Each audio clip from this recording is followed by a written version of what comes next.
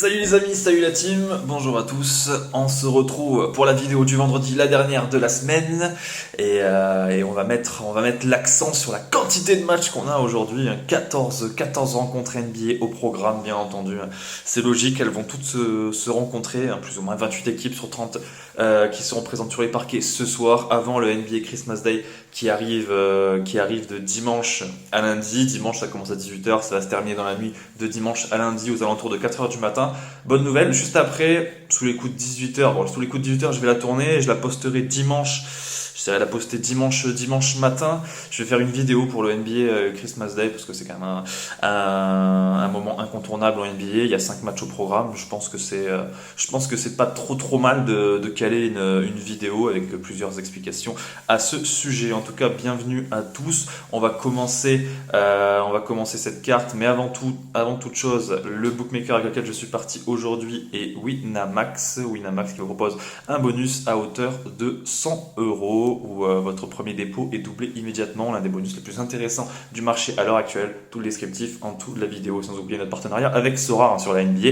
Recevez une carte gratuitement pour 5 cartes achetées aux enchères. Alors, cette carte, on va la commencer avec une rencontre de la conférence Est entre les Magic d'Orlando et les Spurs de San Antonio, des Spurs qui étaient sur les parquets NBA hier soir, qui se sont inclinés chez les Pelicans 126-117, une défaite, j'ai envie de vous dire non illogique finalement, parce que alors oui, les Pels étaient favoris, mais il n'y avait pas Zion, il n'y avait pas CJ McCollum, pas de Brandon Ingram. CJ McCollum, quant à lui, a planté 40 points, 126-117. Ils se sont pris une petite correction, les Spurs, mine de rien, parce que du côté des Pels, ils n'avaient pas l'effectif au complet. C'était assez compliqué pour cette rencontre, mais finalement, ils se sont imposés. Bon, les Spurs, on le sait, ils sont bien au chaud entre la 14e et la 15e place. C'est parfait pour eux. Ils vont pouvoir avoir un bon petit tour de draft l'an prochain. Et du côté d'Orlando, au contraire, c'est une équipe qui, je pense, à l'heure actuelle, vous pouvez me dire ce que vous en pensez dans les commentaires. Je pense que c'est une équipe à l'heure actuelle qui a déjà le matériel nécessaire pour exploser au plus haut niveau. Alors oui, en termes de maturité, ce n'est pas suffisant, mais en termes de potentiel, on l'a vu, surtout depuis ce mois de décembre, ils sont allés taper 2 fois Boston dans le TD Garden, ils ont tapé 2 fois les Raptors chez eux, ils ont le potentiel cette année pour faire quelque chose. Moi je vois une victoire du Magic d'Orlando à 1,40 à la maison ce soir.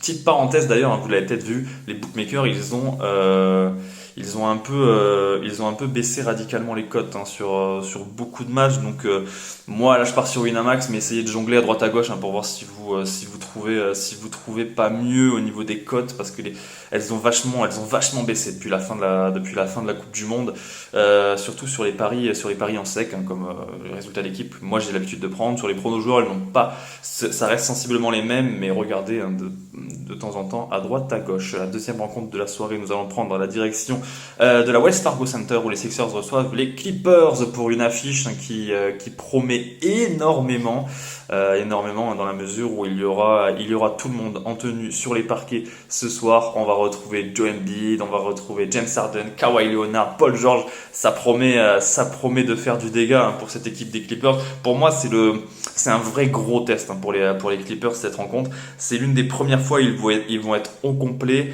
chez un potentiel vainqueur de titre à l'Est. Il va y avoir du dégât dans ce match. Je pense que ça va être beau à voir. Après, Philadelphie, ça reste Philadelphie à la maison. C'est 13 victoires, 5 défaites. Et la série actuelle des Sixers est monstrueuse. 6 victoires de rang. Du côté des Clippers, ça joue très bien aussi. 6 victoires lors des 10 derniers matchs. 2 lors des 2 derniers. Mais dans son ensemble, moi, Philadelphie à la maison me fait beaucoup trop peur. Je pars sur une victoire de Philly à 1,55. Le troisième match de la soirée, nous allons prendre la direction de Brooklyn, où les Nets reçoivent les Bucks. Là aussi, il y a de l'affiche, il y a de la grosse affiche. Nets Bucks.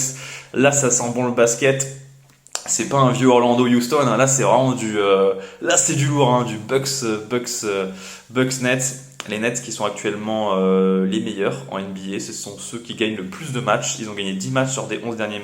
On se demande même si cette équipe, est-ce qu'elle a déjà aussi bien joué depuis les arrivées de Durant et Irving en 2018? Moi, j'en doute. Je pense que là, ils sont très chauds. Dernier match, ils ont tapé le record de la franchise sur le nombre de points inscrits en une mi-temps, avec 91 points pour les partenaires de Kevin Durant.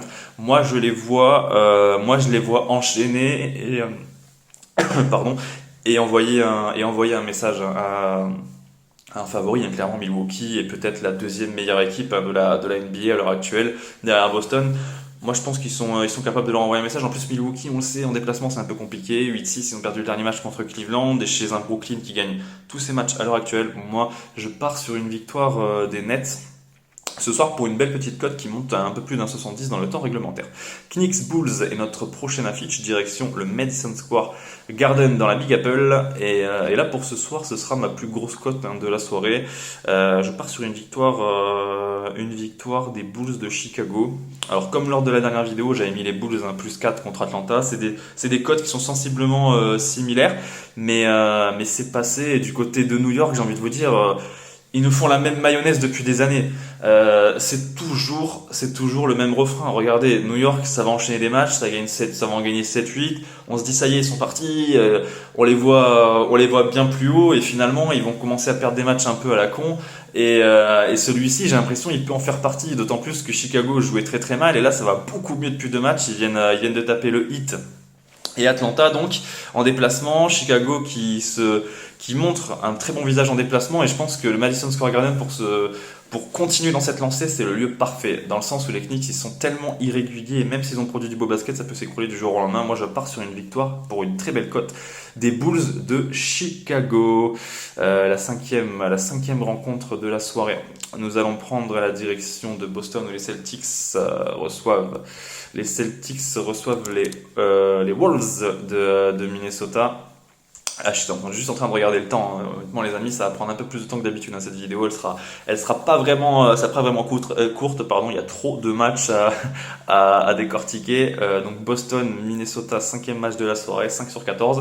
1,19 pour Boston, 3,80 pour Minnesota. C'est logique, oui et non. Moi, de mon côté, je vois quand même Boston réagir et en taper une bonne ce soir, hein. Je pense qu'ils peuvent s'imposer avec un bel écart. Moi, je mets le 8 points en plus, hein, pour Boston, qui tourne autour d'un 80. Mais Boston, ces derniers temps, ça joue très très mal. 2 défaites contre Orlando, une défaite contre les Pacers, 3 revers consécutifs à la maison. Minnesota, mine de rien, ça vaut quand même quelque chose. On a une équipe qui, malgré des absences majeures, hein, a réussi à gagner 3 de ses 4 derniers matchs. Ils ont perdu le dernier il y a 48 heures contre les Mavericks, 99-104. Mais je préfère quand même partir sur Boston, qui va quand même réagir à un moment donné dans le TD Garden. Il ne peut pas y avoir un scénario différent. Ils vont pas continuer à perdre indéfiniment dans le TD. En tout cas, c'est ma pensée. Je pars là-dessus ce soir. Le 6e match de la soirée, nous allons prendre la direction d'Atlanta, où les Hawks reçoivent les Pistons. Un match totalement déséquilibré. Atlanta, certes, a du mal, a encore fait n'importe quoi contre Chicago, vous l'avez vu, ils ont perdu. Mais finalement, je pense que cette franchise... Moi, je pense surtout que Détroit est bien parti pour faire n'importe quoi. Les mecs, ils se sont dit, allez, on joue, c'est bon. On va jouer pendant 2 mois, on va montrer à Adam Silver qu'on est capable de faire du basket, qu'on n'est pas là pour tanker. Par contre, les 4 prochains mois, comptez pas sur nous. Et là, j'ai l'impression qu'ils sont bien partis pour ça. Ils prennent des volets à droite, à gauche. Là, les 2 derniers matchs, ils prennent 111-126 chez eux, 15 points d'écart contre le Jazz. Ils en prennent une bonne chez les Sixers de 20 points. Je pense qu'Atlanta, au vu de son rayonnement offensif depuis le début de l'année et en règle générale, est capable, hein, de pulvériser cette équipe de Détroit avec un écart de plus 10. Donc Atlanta, par 10 points au plus à 1,90, me semble correct et logique, hein, dans la mesure où Détroit, je pense vraiment que cette équipe va couler tout doucement. Le 7e match de la soirée, Cavaliers-Raptors. Cavaliers-Raptors, ça c'est une très belle affiche NBA. Cavaliers-Raptors, dans la mesure où tout le monde part sur Cleveland, hein, ce qui est assez logique. On parle de la meilleure équipe de la conférence Est à la maison. C'est du 16 victoires de défaite, hein, maintenant, excusez-moi, 89% de victoires dans son antre.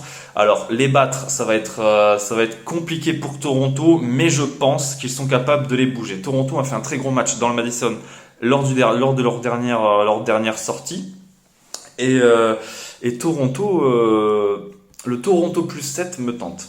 il y a quelques absences, hein, et non des moindres, d'une part chez les Cavaliers qui sont avérées. On avait Lamar Stevens, on avait bon Robu, on connaît, Windler, mais il y a aussi Evan Mobley qui est fortement incertain pour ce soir. Et si lui venait à louper ce rendez-vous, je pense qu'il y aura beaucoup de dégâts dans la raquette de Cleveland. Moi, je pars sur le Toronto plus 7 à 1,50 qui me paraît plus que cohérent. Le septième match de la soirée, que je ne perds pas le fil. Non, huitième match de la soirée, nous allons du côté de Houston, où Houston reçoit Dallas. Houston, Dallas, bon là, il n'y a pas grand chose à dire, hein. Houston, c'est pareil que Détroit. C'est son penchant, hein, à l'Est. Voilà, Houston qui est 15e, 9 victoires, 22 défaites, qui perd tous ses matchs, qui prend également des corrections, hein, qui se sont même fait corriger par les Spurs, hein, 105-124 en début de semaine. Bon, on va pas quand même, je pense qu'on va pas s'éterniser là-dessus. Dallas, si elle reste cohérente et dans la continuité de ce qu'elle a montré chez les Wolves il y a 48 heures, elle devrait logiquement remporter ce derby. Manque de bol quand même pour Dallas, hein, c'est le seul match où, attention, ils peuvent se réveiller les Rockets parce que c'est le derby, mais je pense que non, moi je pense que Dallas est bien trop supérieur pour les Rockets. La neuvième affiche de la soirée. Cette fois-ci, nous allons rester, encore une fois, dans la conférence Ouest où le Thunder reçoit les Pelicans. Nous avons une affiche a priori déséquilibrée, mais comme vous le voyez, les cotes sont peut-être anormales, hein, pour ceux qui n'ont pas trop checké au niveau de l'infirmerie, hein, 70 OKC, 95 New Orleans. La raison est très simple, hein. New Orleans est en back-to-back et sera toujours privé de Brandon Ingram et de Zion Williamson.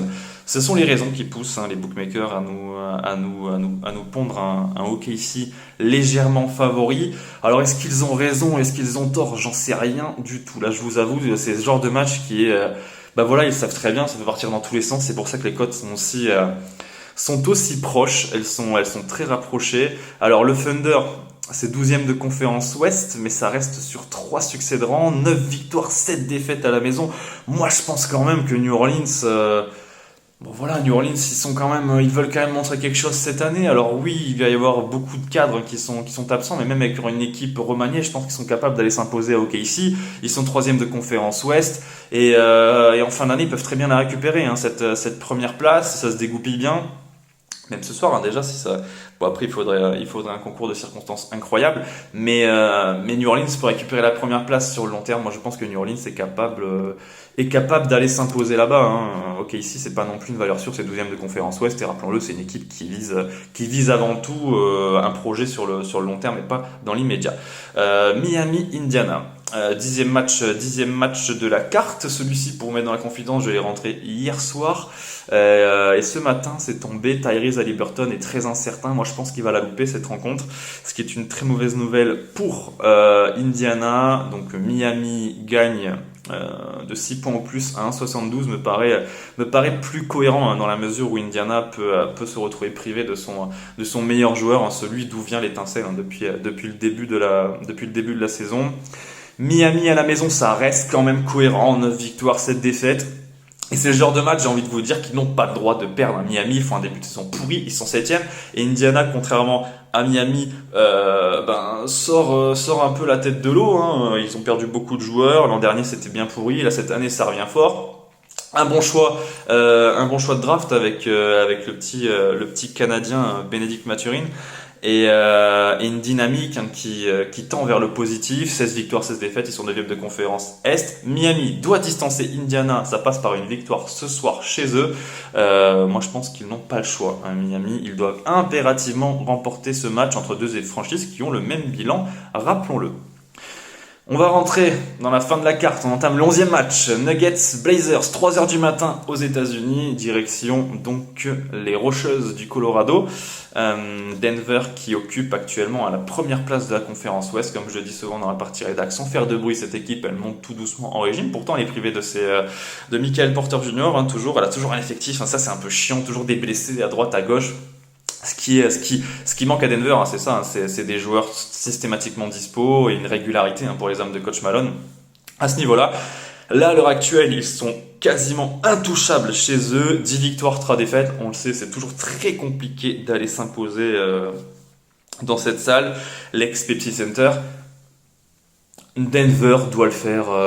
Denver doit le faire tous les jours et j'ai même envie de tenter le petit écart à 5 points ou plus, hein, dans la mesure où Portland montre certes un très beau visage en déplacement, parce que mine de rien, ils ont perdu leurs deux derniers matchs contre OKC, mais ils restent sur 10 victoires, 9 défaites en déplacement. C'est une des équipes en NBA qui a joué le plus en déplacement avec 19 matchs.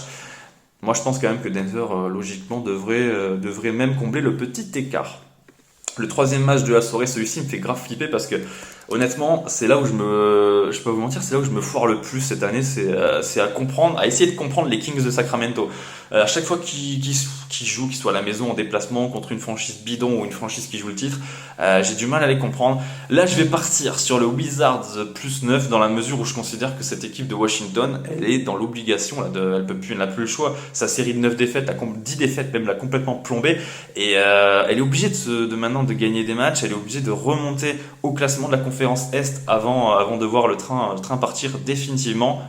Voilà, Washington est obligé de faire quelque chose, voire de le remporter. Espérons pour eux que Porzingis reviendra. Normalement, il devrait. Hein, il était sur le chemin du retour hier. Il n'a finalement pas joué cette rencontre, mais ce soir, avec 24 heures de repos supplémentaires, je pense que le grand laiton sera dans le groupe. Espérons que Bradley Beal ne soit pas mis au repos, vu que Washington est en back-to-back. L'avant-dernière rencontre de la soirée, pas des moindres. Hein, c'est l'une des plus belles. C'est la plus belle de la conférence Ouest. Suns Grizzlies, alors je vais pas dire la plus belle de la soirée parce que pour moi ça reste Milwaukee Brooklyn et en plus ce soir il n'y a pas Devin Booker du côté des Suns et on le sait quand Booker n'est pas là. Bon, c'est un peu compliqué hein, pour Phoenix. Ils vont jouer une équipe de Memphis qui certes n'est pas forcément très cohérente hein, en déplacement avec 6 victoires, 9 défaites mais qui devrait quand même faire le job hein, face à des Suns qui vont se retrouver privés non seulement de Kevin Booker, mais il y a également pas mal de seconds couteaux hein, qui seront absents hein, chez les Suns. Bon, Jake Crowder comme d'hab, hein, mais les Cameron Johnson, Cameron Payne dans le backcourt. On a aussi Josh Okogie en sortie de banc qui devrait louper la rencontre. Beaucoup trop d'absence hein, du côté des Suns et du côté de Memphis. En plus, on a le retour de Desmond Bane ce soir. Je pense qu'il pourrait se faire allumer quand même les Suns à la maison cette nuit. Une petite victoire de Memphis à 1,75 me paraît plus que correct. La dernière rencontre de la soirée, une cote assez étonnante, hein, mine de rien, vous allez voir, les Lakers contre les Hornets. Nous avons, quand je vous dis hein, que les cotes ont baissé, là je suis en train de regarder en live, c'est du 1,60 2,11, hein, là c'est vraiment très faible.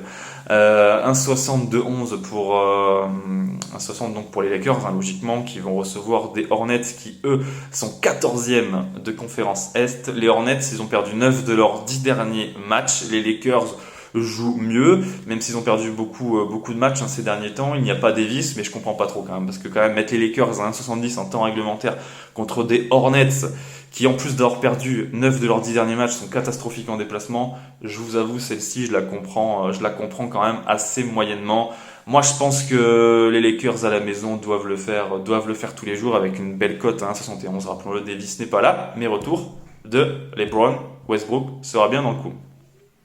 Je vous souhaite une excellente soirée NBA les amis. N'oubliez pas de regarder la vidéo du NBA Christmas Day que je vais poster normalement dimanche matin. Et je vous souhaite une très très bonne soirée. N'hésitez pas à regarder les pronos dans la partie rédac si vous voulez plus de renseignements. Et aussi, n'oubliez pas de jouer en fonction de vos moyens. Inutile de miser des 1000 et des 100 pour se faire kiffer.